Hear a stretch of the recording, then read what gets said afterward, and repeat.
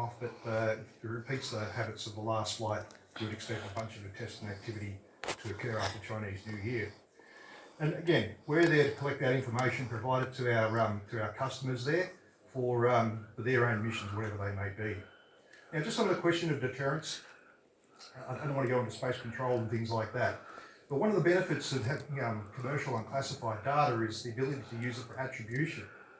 And I was explaining over morning tea that we've had operators around the world ring us up and go, and we had a problem with a satellite at this time. Do you have any information? Well, guess what? We record everything.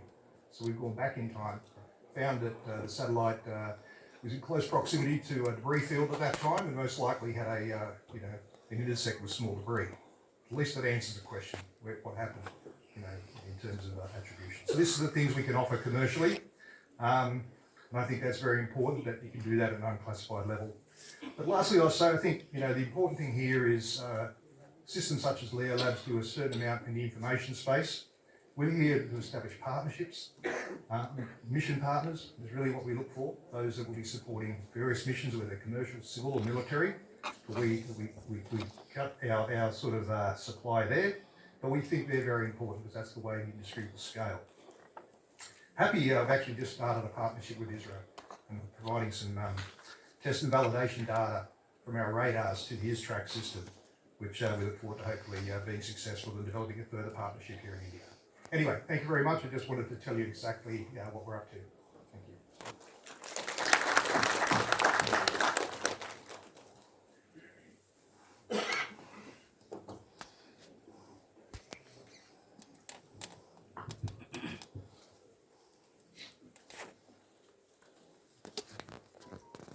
Morning, gentlemen, ladies and gentlemen here. Today the topic is very, very interesting as to space domination and space deterrence. We are already talking about space dominance, which is futuristic for us because we are yet to establish ourselves from space. I'll cover as to how we are talking too early, but it's good that we must think on these lines. Even at this stage, nascent stage of space warfare that we are talking of space dominance. First is, I want to highlight issue about the deterrence. The deterrence word is a common word. Actually, it starts with the nuclear deterrence that we are talking about. The nuclear deterrence is a real deterrence as of today because the use of these weapons of mass destruction raises the level of annihilation and almost wiping off of the mankind on that area, on that country. So the deterrence is very high. The more question is, do we have the same kind of deterrence in the space war? Space has been destroyed. Will it cause such kind of destruction that nothing else will work on the ground? I'll give you an example. Second World War came to a grinding halt after that, immediately after the Hiroshima and Nagasaki was dropped. That is deterrence. The fear of such kind of devastation. That doesn't exist in space war. Yes, there will be problems. Your mobiles will go off. Your air travel will go off, a lot of other things in life will go off, but it doesn't stop you from living, it doesn't stop. Entire Europe was rebuilt after even the Second World War. Huge amount of carpet bombing. Europe today once again is a buzzing economy. So there is resilience within the countries, resilience within the so deterrence, when we talk about deterrence, in what sense are we talking deterrence? We must understand the level of deterrence. That is one. The second is the second level of deterrence was mutual assured destruction.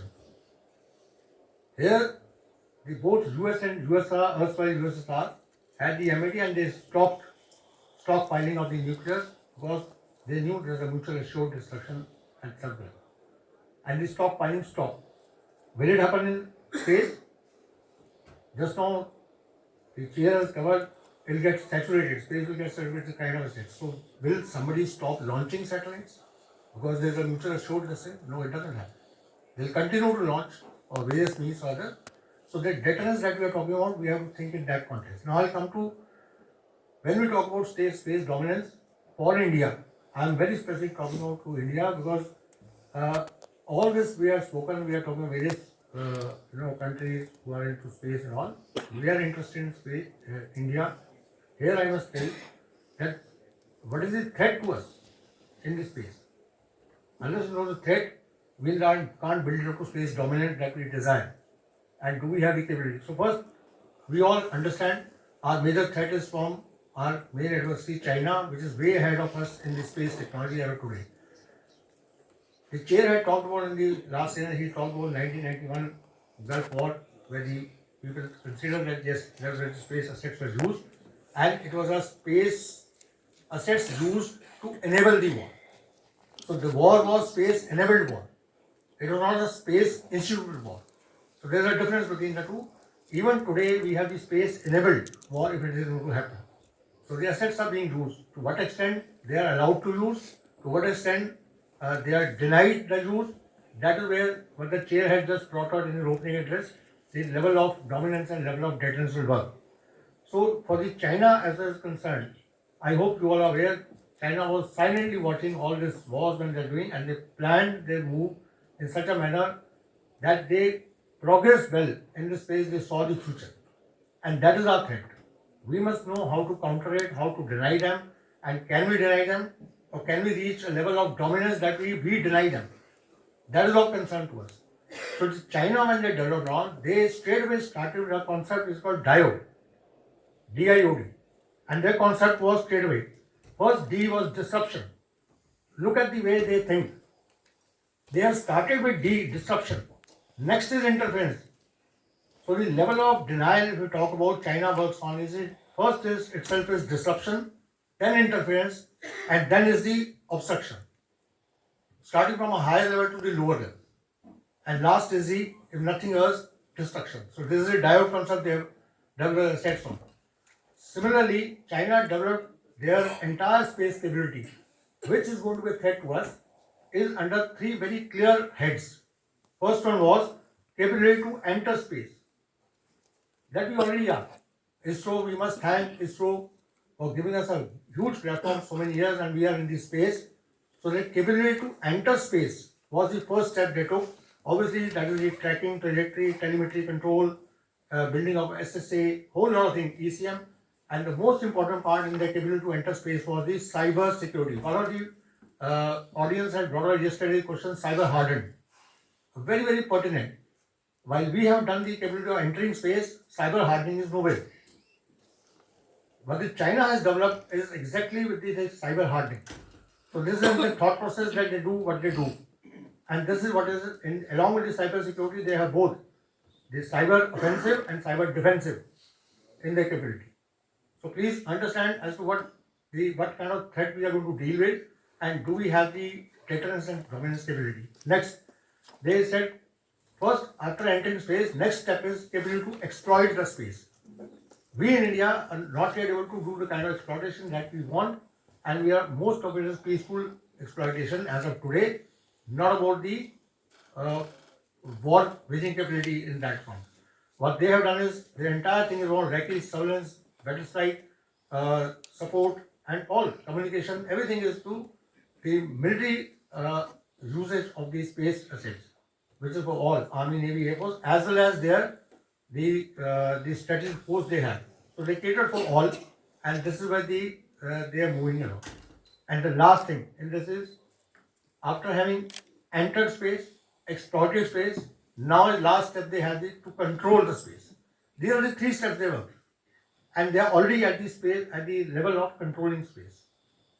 So now we must see where we stand, what is our threat level, and this way industry will have to put their minds together in coordination with the armed forces, and do we have the capability to counter this and create a space deterrence for our country that we can do for the China. And that's obviously they capability to control the space. They have the ground-based asset, ASAT capability, co-orbital, anti-satellite, and directed weapons. Whole lot of things that we have spoken about in the last 2 days, and we are like this. So this is what it is, and I'll just sum up with just two more things. One is the desired capability. Then based on all this, what is the desired capability we need to have? So will it be rapid space launch capability? Do we need to develop that? Where we are today, and can we develop that? That's one. Second is the balance of offensive defensive capability along with the cyber hydrant. This is very important for us. And thirdly, like what Dr. Ajay brought up today morning, that the NAVIC. We are still very far away from establishing a full NAVIC system, which is very important for any of the military operation in the future, because we'll be denied GPS, we'll be denied all kinds of the satellite communication, everything. There's no doubt about it. Self-reliance, Atmanirbharta in this zone is very, very important if we want to exploit the space and create a space deterrence at least, if not space dominance. Then lastly, I leave you people with just 3 remote questions that we just wanted to think about. In nuclear deterrence, there is an escalation ladder. Will that escalation ladder or similar escalation will work in the space deterrence? Think about it. Secondly, like in nuclear exploitation, there can be a control zone, radiation control zone can be created. That's good. But in this case of space, if the space warfare and space dominance takes place in some kind of asset destruction, do we have any kind of capability to control the debris? The country that is creating the destruction, can they control the debris to not to hit their own satellites? How will it go? So there is no control mechanism as yet. So while it's good to have space dominance, but the effect of that debris, how will it affect? And lastly, the space assets, all the space assets, how will they pile up in the space and all the kind of the thing the chair was talking about? How will it happen? So these are the 3 things that we need to talk about when we talk about space dominance, space deterrence for the future. That's all. Thank you so much.